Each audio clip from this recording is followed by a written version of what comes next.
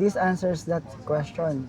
Can you use your DNB visa to travel to Europe?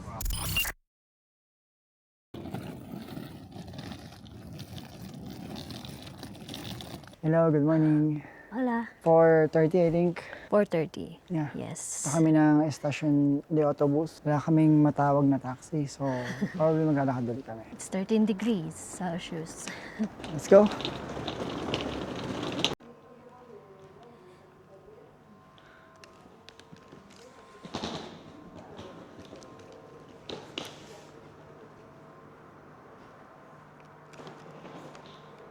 We're here na sa estasyon de autobus. Sinantay lang nalaga namin kung anong oras alis yung bus. Probably 5. Luckily, meron kaming nasakyan na taxi. They're not answering the call.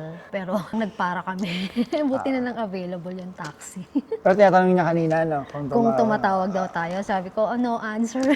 May dalawang bus dito for airport, pero I think mamaya pa yung alis niyang 5. So, medyo maaga kami. 30 minutes lang naman. Yun yung bus. Kulay dilaw.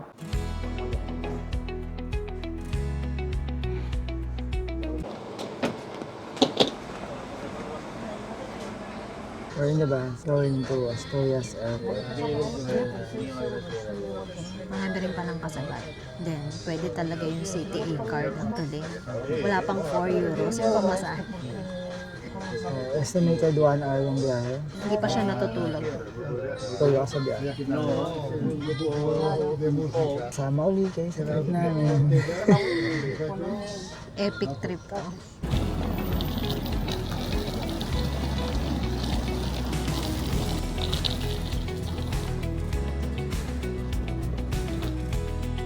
We're here na sa airport. Though masyado pang maaga, sobrang bilis ng bus namin. Yung supposedly 1 hour na biyahe, kinuha niya ng 30 minutes. So time now is 5:41.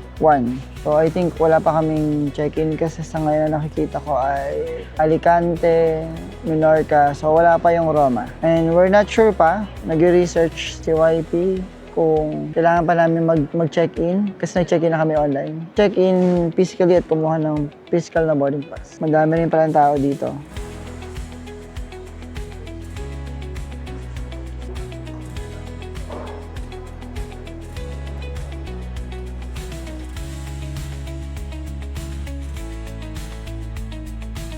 Kami pa rin yung tao.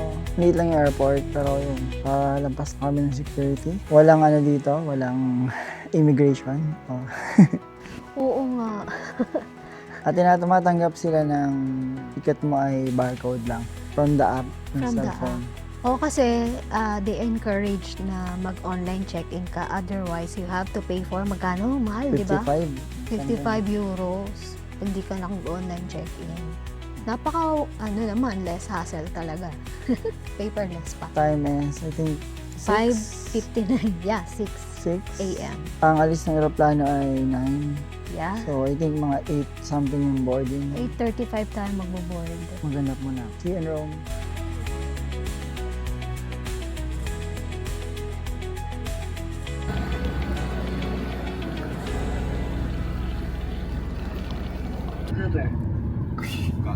In case of a loss of cabin pressure, mask, cabin baggage for takeoff and landing. Thank you for your attention. Please sit back, relax.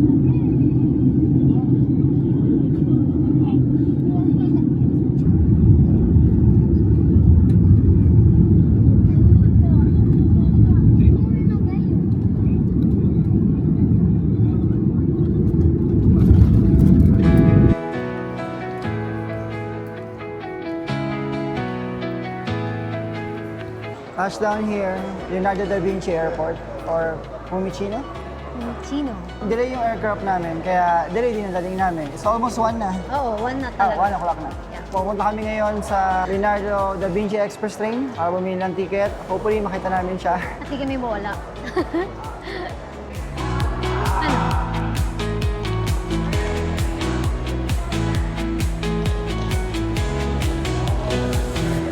Ganda ba yung sa taas? Labas na ba yan?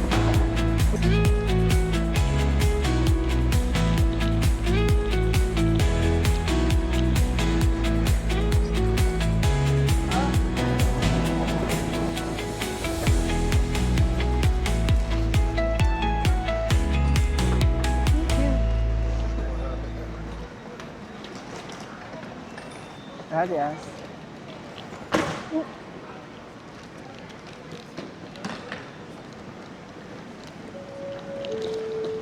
Il treno Leonardo Express regionale veloce 46-23 Trenitalia delle ore 15:38 per Matera. Bakit sila tumatakbo, dear?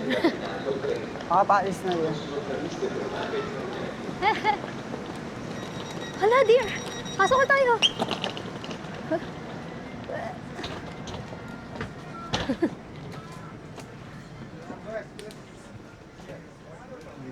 Biglietto digitale anche in biglietteria per il tuo prossimo viaggio. È Ba yung facile ticket? ed May agito nagche-check la ata. massima flessibilità. Well, sa airport, ang dali lang naman ng process. Smooth naman tayo nakapasok doon. Wala nga immigration eh. Security lang. Yes, walang immigration.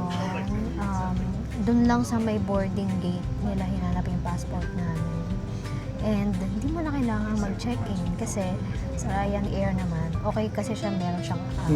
Wala rin tayong physical na ticket. Oo. Yung boarding pass is via digital Via- app. Oo, app na siya. Kailangan mo mag-check-in online. Less hassle sa pila. Yun nga lang, Delay yung flight. delayed yung flight namin. We don't know the reason pero 1 hour siyang delay. Yes, 1 hour na delay. Pero based sa mga nababasa ko sa mga reviews, Common yan. Common siya. Supposedly, Buti na lang. nandun na tayo ngayon sa room ng gantong oras. Yan. Gantong It's oras, almost to na. dapat nandito na doon na tayo sa Airbnb natin. Yeah. Pero good thing na hindi kami bumili ng ticket online. Kasi mahirap, hindi mo maabutan yung oras ng alis ng tren. Kasi nga, na-delay yung flight. So, tama yung decision namin na mag-on the spot na lang kami ng pagbili ng ticket. Pero here's one thing na na-discover ko. Kung gaano sila kaingay sa bar, ganoon din sila kaingay sa aeroplano. Parang walang pinagkaiba. Doon lang din, kwentuhan lang din sila. Buti lang nakatulog ako kasi antok talaga ako. Kung nasanay ka tumakay ng aeroplano sa Pilipinas na, I think dito siguro sa Europe, ganun sila eh. Normal na siguro sa kanila eh. Kwentuhan galore buong flight. Maingay lahat. I mean, ano na. Alive talaga sila. Very active. At- Kami lang yung ah, groggy. I'm not sure but try namin yung pabalik kung same pa din or Spanish lang ba yun or buong European, we're not sure. Smooth yung pagbaba ng aeroplano. Sa airport, nagpa-akit baba kami sa palit-palit ng gate. Hindi ko alam sino may kasalanan, yung airport o yung si Ryanair. Ano na? Yung boarding gate kasi, nakalagay, una, gate 2. Di pumunta kami ng gate 2. Tapos, biglang nagbago, naging gate 5. So, akyat kami sa gate 5. Tapos, nung malapit ng mag-boarding, ginawa ulit gate 2. Di baba ulit kami. Pero good thing, nakapag-breakfast kami. Nakapag-breakfast kami nung pumunta kami ng gate 5 kasi meron tong coffee shop. Yun lang yung pinunta namin. Siguro inaano talaga na, para makapag-breakfast tayo, pero punta tayo ng gate 5. Initially because we're going to attend the CFC Global Conference. First time na conference outside of the Philippines ang CFC. So from last year pa lang, nag-register na kami. Even wala pang approve, nasa process pa lang yung DNV, yung Digital Nomad Visa namin. So, it's a leap of faith and a risk at the same time. Pero buti na lang na-approve yung DNV namin kasi nakapunta kami dito. Yep, hindi na namin kailangan mag-apply ng Schengen visa. Yeah, kasi considered na siya, pwede kang mag-travel within Schengen area with the DNV. Yeah, this answers that question. Can you use your DNB visa to travel to Europe? Well, so far, yes. Yes. Hindi natin alam sa immigration, pero kami ang swerte namin. Wala kaming immigration na Wala. encounter. Kahit dito sa airport, wala naman kami dinaan ng immigration. Sa Pilipinas naman, pausin yung immigration. Walang ganun. Hindi uso. Pag within European country, European Union country ka, hindi na sila may gipit. Wala nang immigration. Siguro pag galing ka ng international talaga, outside of Europe, yes. Wala. Pero kami, since galing kami in Spain, Wala. that's the power of that digital nomad visa. Para ka na rin kasi may Lalo Schengen na. visa. Lalo na kung mahilig ka talagang mag-travel. So first, maglilibot-libot muna kami sa center ng Rome, no? Yes. So, may activity din doon ng CFC. So, yung PayPal audience and Hopefully, ma-meet namin yung bagong Pope. yeah, Pope Leo, wait for us. yes. And sana alam ko mamimit natin si Cardinal Tagle. Hopefully. Pasukin namin muna yung mga libre. Mhm. So, meron namang tayong paid. Yung Yung Vatican Vatican na. Museum with Sistine Chapel, Yeah. no? Pupuntahan namin yung 4 na Holy Door.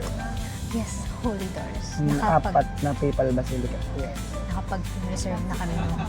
Kasi may app na kailangan para makapag-reserve ka ng slot mo. Susundan namin yung lahat ng places na pinuntahan dun sa movie na Angels and Demons. Yeah. Nag-venture ni Robert lang doon. Tama, uli kayo sa trip namin. Yes. And welcome to Italy!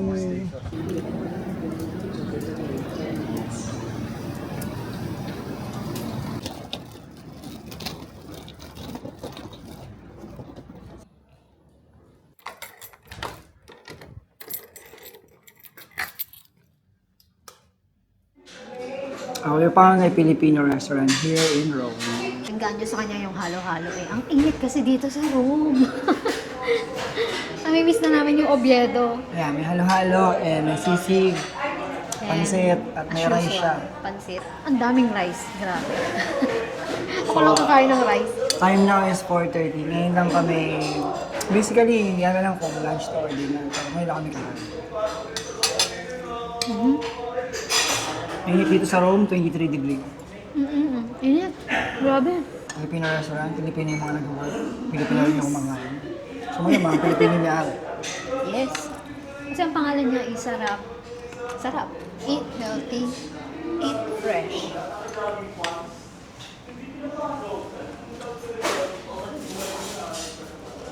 Okay muna kami. Hello, good evening guys. Andito na kami ngayon sa aming accommodation. So we have to rest for tomorrow at marami kaming itinerary bukas.